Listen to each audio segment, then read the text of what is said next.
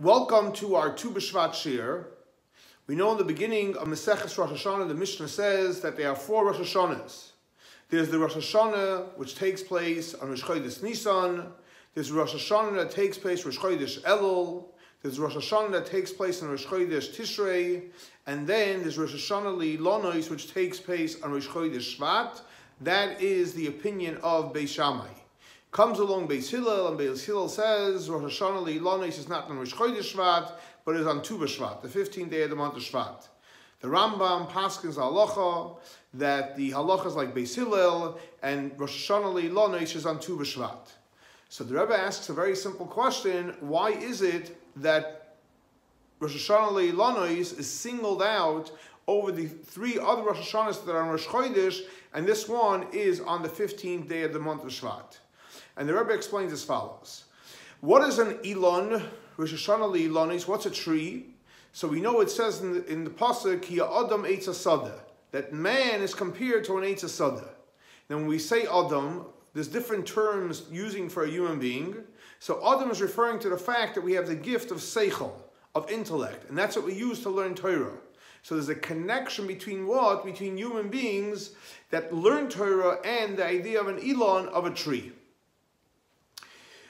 As we see that a tree grows, and when you learn Torah, you also grow spiritually. So therefore the Rebbe says what happens on Rosh Hashanah Li'Lonos and Tu B'Shvat, we have the opportunity, like we have in every Rosh Hashanah, to receive tremendous brachos and blessings for Shkida v'Hasmada b'Limud Torah, that we should be successful in toiling and putting in a lot of effort and be successful in our Torah learning. Not only should we be successful, but we should do it mitoich Tanug, mitoich pleasure. What's the connection with pleasure and limud Torah that we get the brachos from Tu B'Shvat? Because Tu B'Shvat Rosh Hashanah Li'Lonos. What grows on trees? What grows on trees is things that are fruit, that taste good. So the idea is when you're learning Torah, it has to be done mitoich Tanug, with pleasure, with enjoyment. And that's one of the greatest blessings we receive on Tu B'Shvat. Not only our learning should be done b'shkida v'hasmada, but it should be done with tremendous Tanug. And based on this, the Rebbe explains that's why, specifically, Rosh Hashanah Li'Lonos is on the 15th of the month. Why? Because in Judaism, we go by the moon. What is the Levana in the beginning of the month? It's a small dot, which is an important idea. That's the idea of bittul. And every single Rosh Chodesh, we have the gift of bittul, humility. What happens as the Levana grows, as the moon grows, up until the 15th when it's at its peak? That's when it's its greatest, which resembles the idea of Tanug. So when it comes to all the other Rosh Hashanahs, we need bittul.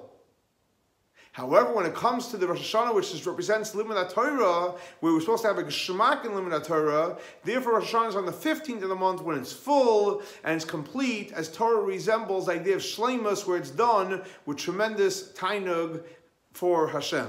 So I want to give each and every one of us a bracha that this Tu B'Shvat, we should get a lot of strength to be able to continue learning b'shkidah, b'hasmada, and most importantly, mitoich Tanug.